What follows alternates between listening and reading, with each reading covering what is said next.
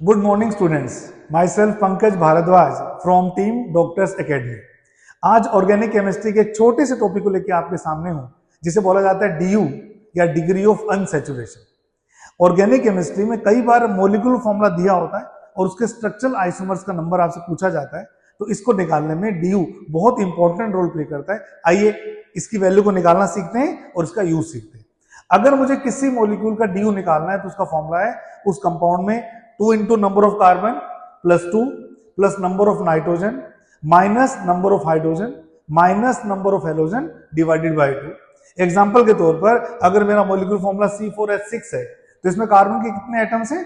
4। तो मैं क्या करूंगा 2 into 4 plus 2 minus 6 minus 0 divided by 2। इसको कैलकुलेट जब हम करते हैं तो इसकी वैल्यू आती है 2।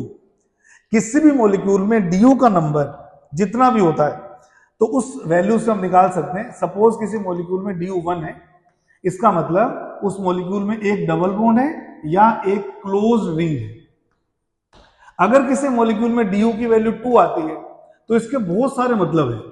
इसका मतलब है या तो उस मॉलिक्यूल में 2 डबल बॉन्ड है, 2 डबल बॉन्ड्स है, या उस मॉलिक्यूल में एक ट्रिपल बॉन्ड है, या उस मॉलिक्यूल में एक डबल बॉन्ड और एक रिंग है, और या उस मॉलिक्यूल में रिंग 2 रिंग्स है। तो जब भी आपके सामने किसी मॉलिक्यूल का DU 2 आएगा तो हमें इतनी सारी पॉसिबिलिटीज हैं कि हम उसका क्या बना सकते हैं, उसके स्ट्रक्चरल आइसोमर्स बना सकते हैं। आइए C4H6 के एग्जांपल से इसको हम समझते हैं। अगर मैं बात करता हूं, मेरा मॉलिक्यूल है C4H6 और मैंने अभी कैलकुलेट किया, इसके DU की वैल्यू आ रही है 2। इस मॉलिक्यूल के DU की वैल्यू कितनी आ रही है? 2।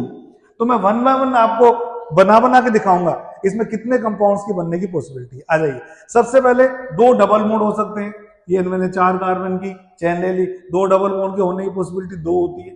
ये दोनों साथ साथ भी हो सकते हैं और ये दोनों कॉन्जुगेटिव डबल बॉन्ड भी हो सकते हैं। तो 2 डबल बॉन्ड के कितने कंपाउंड हो गए? 2।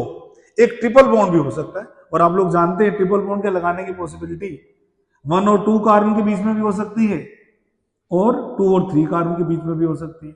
तो 2 बन गए आपके डबल बॉन्ड वाले कंपाउंड, 2 बन गए आपके ट्रिपल बॉन्ड वाले कंपाउंड। इसके अलावा साइक्लिक कंपाउंड्स देखिए, क्योंकि DU की वैल्यू 2 है तो मैं एक ऐसा कंपाउंड भी बना सकता हूं जिसमें एक रिंग आ रही हो, एक आपका डबल बॉन्ड आ रहा है। तो 4 कार्बन की रिंग है और एक डबल बॉन्ड है। ऐसा भी हो सकता है कि 3 कार्बन की रिंग आ जाए और एक साइड चेन में कार्बन हो जाए, इसमें भी 4 कार्बन है, और इसका जो दूसरा आइसोमर बनेगा उसमें भी डबल बॉन्ड के साथ उसी कार्बन से आपका मिथाइल ग्रुप जुड़ा होगा। अलोंग विद दैट आप इस कंपाउंड में इस तरह के आइसोमर्स भी बना सकते हैं। तो आपके सामने 2 डबल बॉन्ड वाले कंपाउंड हो गए, 2 ट्रिपल बॉन्ड वाले कंपाउंड हो गए और 4 आपके साइक्लिक कंपाउंड हो गए।